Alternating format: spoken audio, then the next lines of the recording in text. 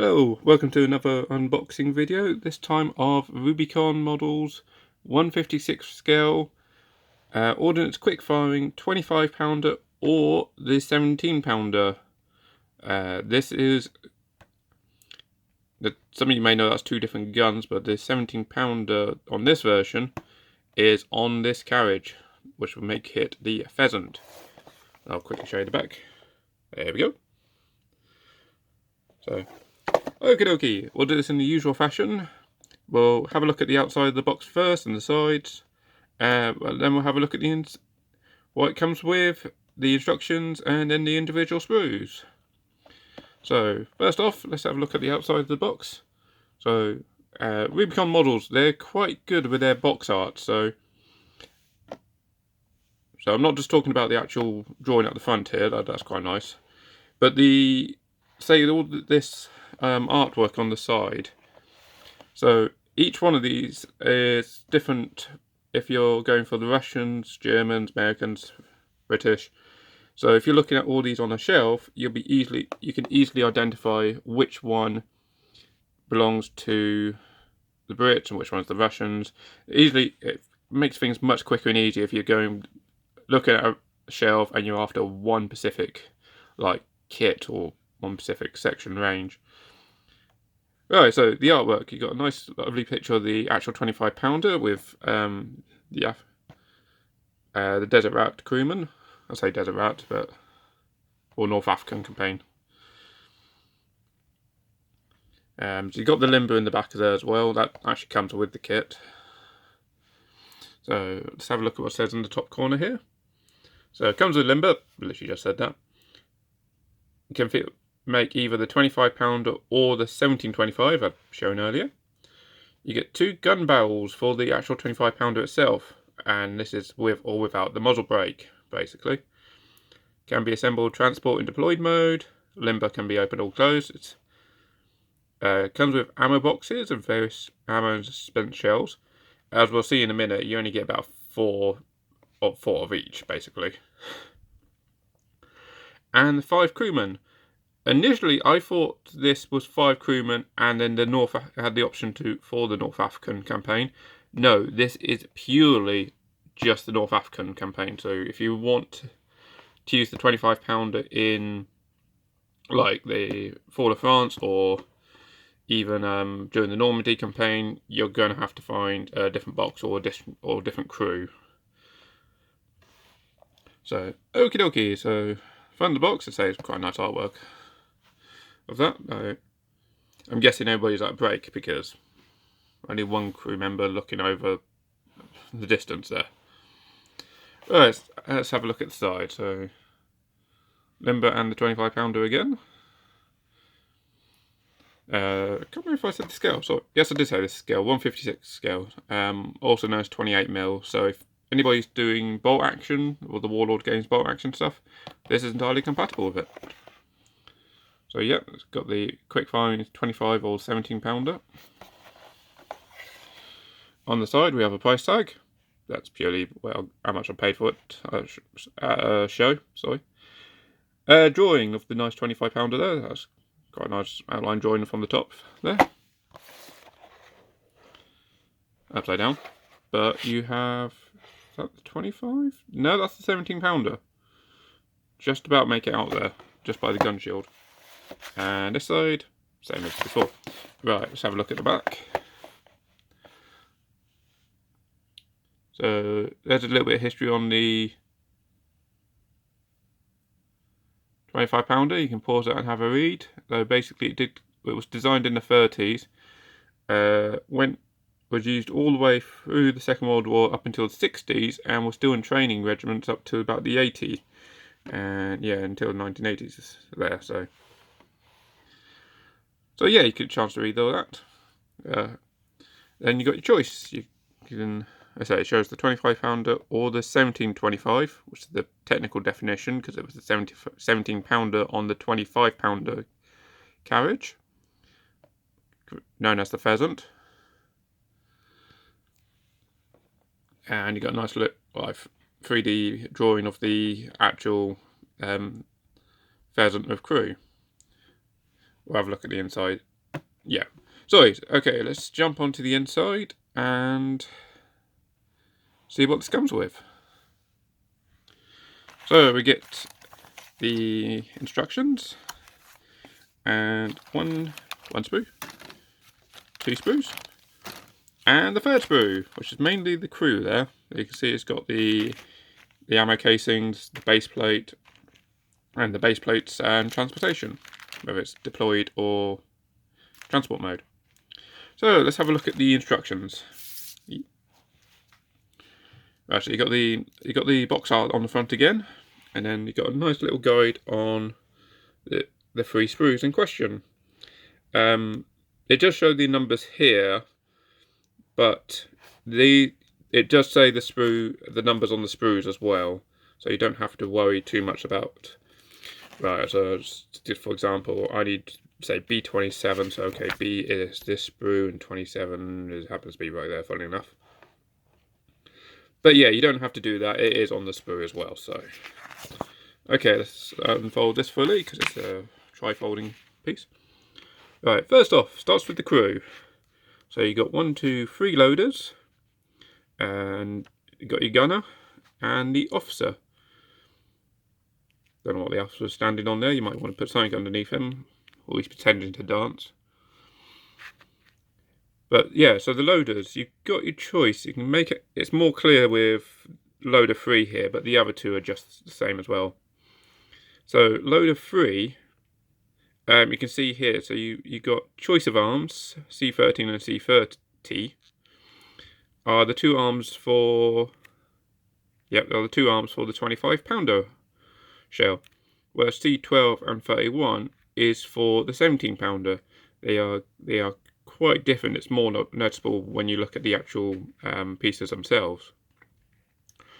I'm a little confused with these because the 25-pounder ammunition was 2-part ammunition, so you would put the shell in first, and then the cartridge, which had 3 different coloured bags, red, blue and white, and then depending on the charge setting that will be shouted out, 1 charge, 2 charge or 3 charge, would depend on which bag you would then take out.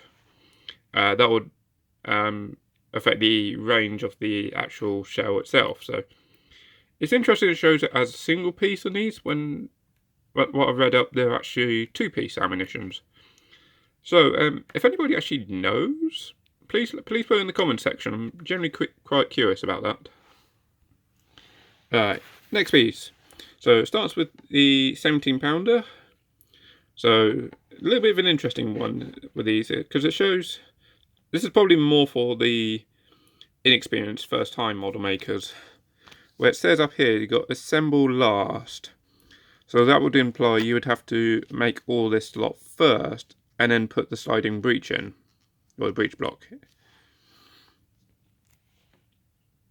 So some of the people, it's sometimes useful, especially even new timers or first timers to these making models, or in some cases where you're trying to figure out how to put stuff together. It's just that useful little guide there, just to say put everything else together first and then worry about that bit. So yeah, first off, make the gun for the 17-pounder, or as you can see on the bottom there, the 25-pounder. So again, it's a different breech at the back here. It's a completely different gun really. So yeah, so you got the breech on the first half of the barrel, and then the latter half where you've either got the Mark 1 or Mark 3 barrel. Assemble last. I was like, I love how it says assemble last here, but doesn't on this one. And yet it's pretty much the exact same thing, because you'd have to put these 2 together, same with up here, and then worry about the end of the barrel. So interesting.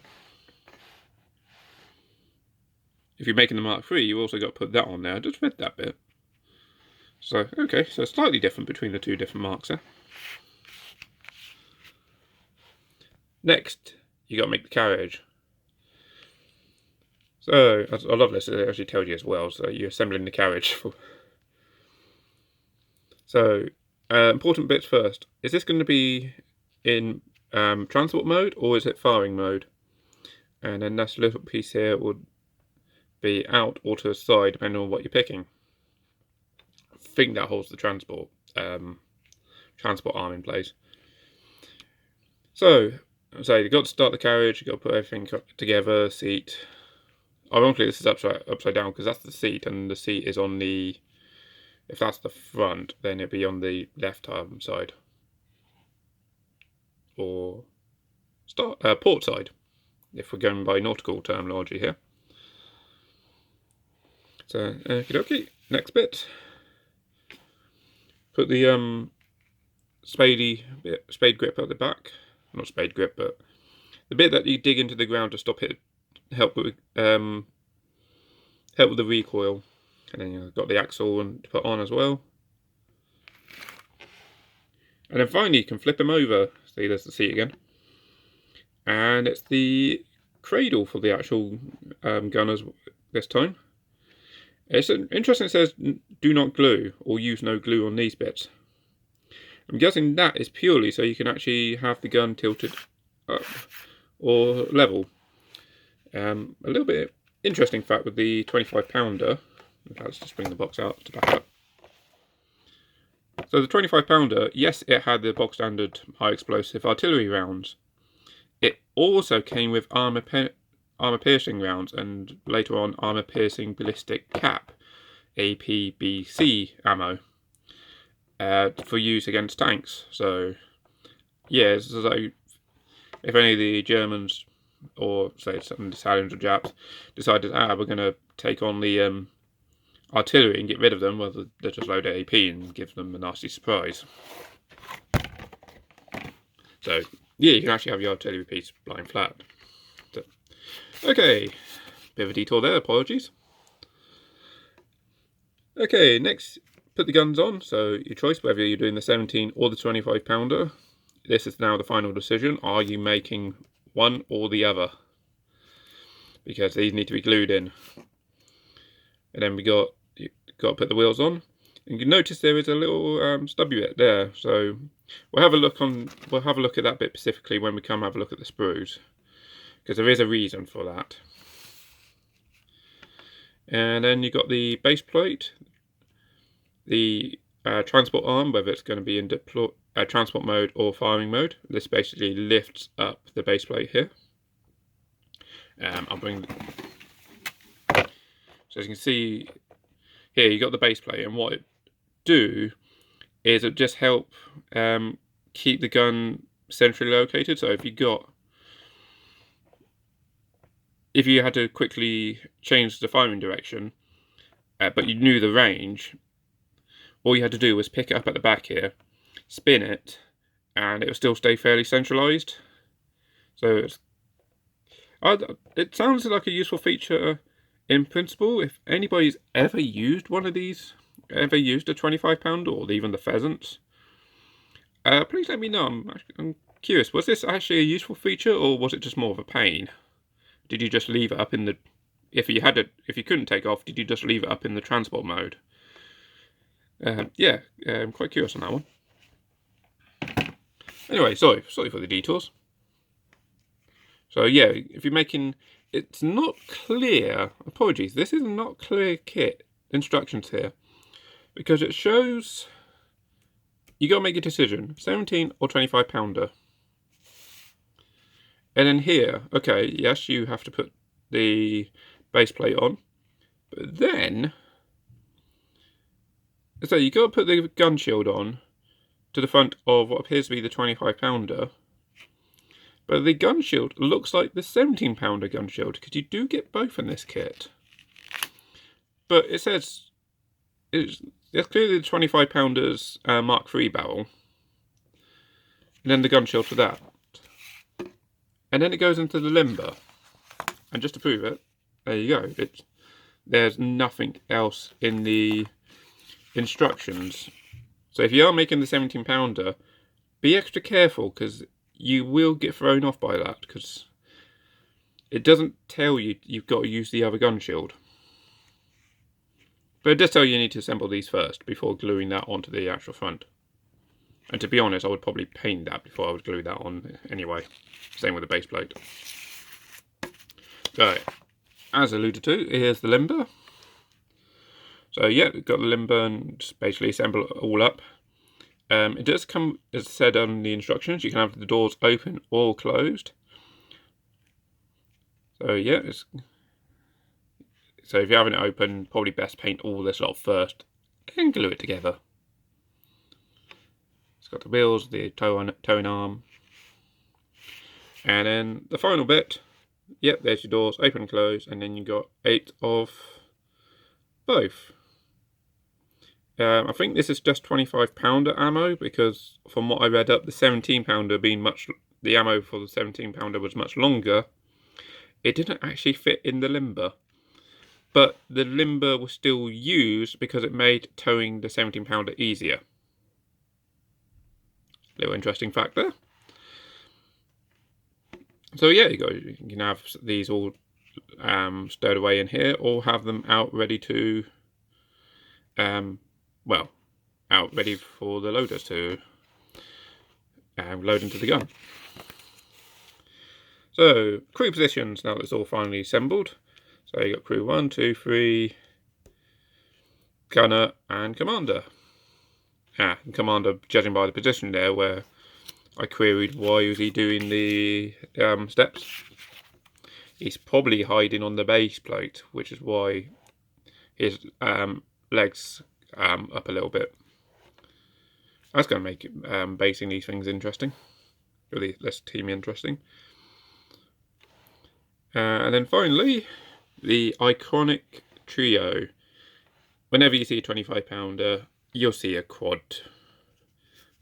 That's a technical term there, the Morris C8 quad field artillery tractor. As you've also seen, this is literally just the 25-pounder. The quad comes separately, so you have to buy that separately, which I haven't got because I didn't really need it for what the purpose I'm using it for. Okay, that's the instructions. Let me just debag the sprues quickly, and then we'll have a look at the sprues. And jump cut to the first sprue. So we'll start in the bottom left corner, where we have one of the loaders and all the loader arms. So yeah, can't quite see too much here. I might flip this over in a minute. Yep, flipping them over. Let's have a look at the front detail. There you go. So can't make out too much detail. It's enough there. It's a subtle appearance, so the pockets don't look like they're actually bulging out. You can just make them out there, the pockets. I know some of them, they put the pockets on and they mould it, and it looks like they're full, and they're like 2 or 3 layers of pockets on top of each other. As if some of the people, you may get what I'm on about there, where they're moulded out of proportion to the rest of the shirt, and that's all it is. It's literally a shirt pocket. So yeah, it's nice that they are moulded there, but equally they're not standing out too much, brushing and cut at the same time. So got a rope that goes on the front of the gun shield, and the base plate with the transportation arm, which, let me just pull the instructions back out here, sorry. So there we are. So for firing mode, extended, and if it's in transportation mode, folded in on itself, which basically lifts this off the ground. So the base plate's nicely moulded there. It's a fairly decent level of detail, even on the underside, which you're not really going to see, but it's nice to know it's there. And all the different shells, you can actually see really well here. Here's the 25-pounder ammo and the shell casing, and here's the 17-pounders. You can look at the difference between the two. And this is in 56 scale. Imagine this in real life, and the limber that was originally designed for these, yeah, no way it's going to accommodate the 17-pounder ammo. Okay, so that's a nice sprue of the crew. Next we have gun carriage sprue. Not gun carriage, beg your pardon, this is the limber sprue. So we've got all the different arrow boxes at the top there, and the shields, shields. What am I on about? Gun doors. That looks like casings. The propellant charges in there. Extra bits. There's the back half of the 25-pounder. More of the limber. And the 25-pounder gun shield. I'll show you the difference in a minute between the 25 and the 17. And the wheels. And I'll flip this over in a minute to emphasise, to show what I was referring to earlier. It's nice to a certain degree why they've actually put the little notches there so the wheels only go one way. But equally, to a degree with these wheels, that wouldn't matter so much. The wheels are meant to turn. On the back here, oh, it doesn't show on the back of this one. That's bizarre, is it? Oh, it's the next set of wheels. Okay, apologies. Next set of wheels. So we'll just flip this and show the underside of the other side of the sprue. So you got the shovel to dig yourself out of trouble. Limbo again. It's kind of nice they've actually moulded the breech in for the 25-pounder. That's kind of a neat little feature there.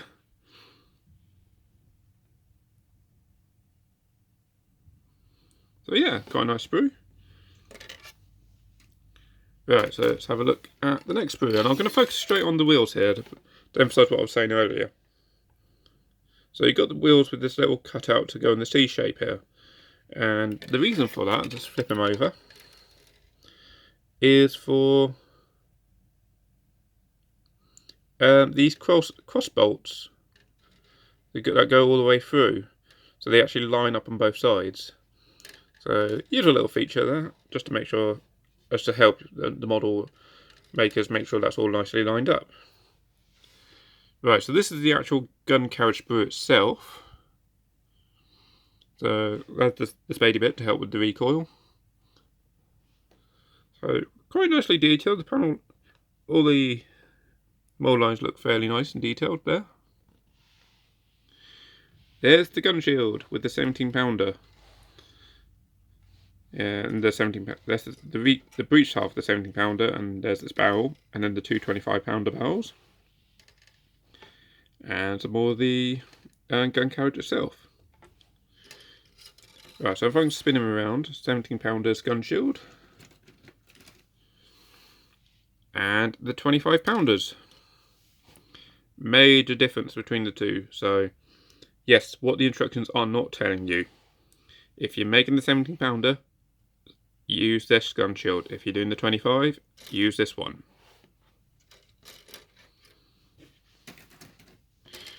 Alright, flip them over, the underside. Does the 17-pounder have a breech? Kinda? It's kinda there.